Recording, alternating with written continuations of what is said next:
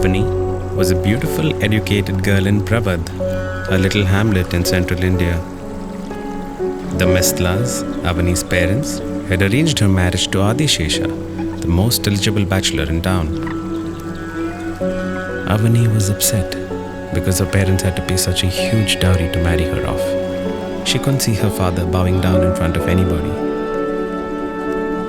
As Avani walked to the mandap, all she wished for was that they had asked for her consent.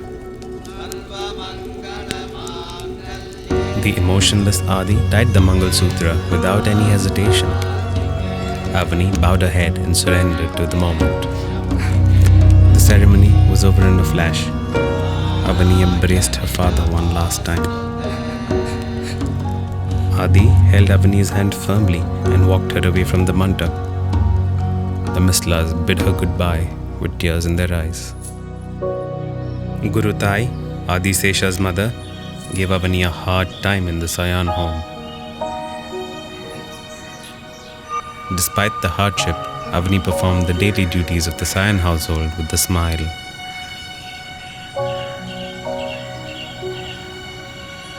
Slowly but surely, Adi began to admire Avani's noble qualities. He had never met anyone so selfless. But then one fine day, when Adi left for the woods, Tai grabbed Avani's arm while she was performing the morning puja. "This is not how it's done," Tai snapped, causing Avani to drop the arati thali to the floor.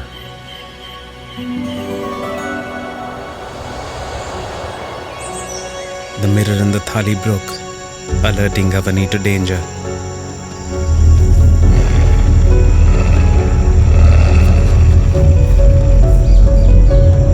Avani ran to the forest in search of Adi, who was being stalked by a hungry mother wolf. Avani spied her husband inches away from the foaming mouth of a ravenous wolf. A surge of courage gripped her lean body.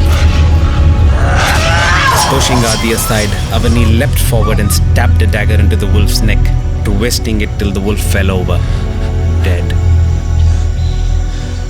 Adi Shesha hugged Avani, thanking the Almighty for blessing him with such a selfless and loving wife. She had saved his life by risking hers. Avani had pleaded with Adi not to tell anybody that she had killed the wolf. Adi's pride meant everything to her. Back at the Sayan home, celebrations had begun. A proud Guru Tai thought her son Adi had killed the wolf in an act of bravery. As time passed, Adi started helping Avani with her everyday chores. On one such morning, Avani felt dizzy and collapsed. Adi rushed to her and sprinkled water on her face. Avani opened her eyes and sat up with a smile. "I think you're going to be a father soon," she whispered. An overjoyed Adi couldn't restrain his emotions. He leapt in the air like a little child and screamed with joy.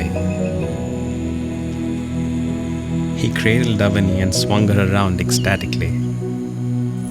In the meantime, Tai visited Mukh Baba to discover the sex of the child. "Stay away from the young couple. The stars aren't in your favor," he mumbled. Adi now took on the responsibility of performing all the household chores. He wouldn't let Avani touch a thing. He protected her like she was a little baby, ensuring she was always indoors. He was so worried about the safety of his child. Time slipped by and Avani was now 8 months pregnant. She hadn't left the Sayan home in a while. Adi surprised her one morning by taking her to the woods.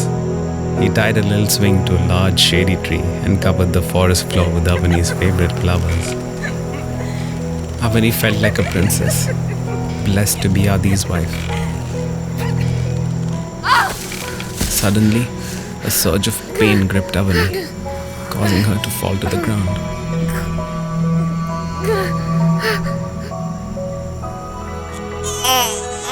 And Adi and Avani were blessed with Surya, a beautiful baby girl.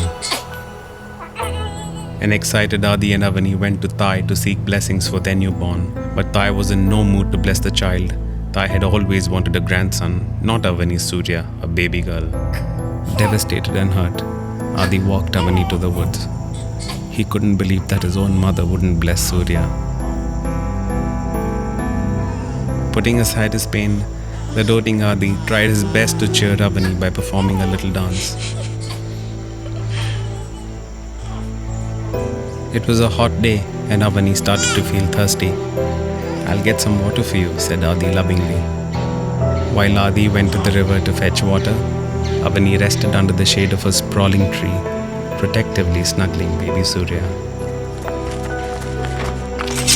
Meanwhile, the evil Thai ordered her men to grab Avani and kill the child. Before Avani could react, the men pounced on her, trying to snatch Surya from her arms. But the courageous Avani punched the men and protected her child like a soldier. She was willing to do anything, stop at nothing, for the safety of her child. Figuring she'd found her best opportunity for escape, Avani slipped into the woods. Battered and bruised, she ran to protect the life of her child. It was a long chase, but there were too many of them. They overpowered Avani and threw her to the ground.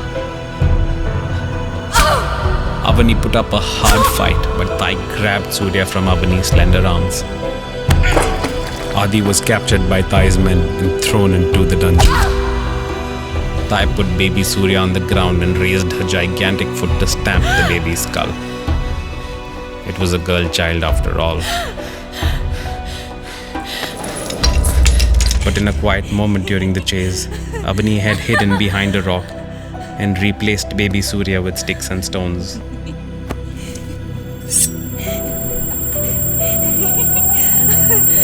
She was a mother after all.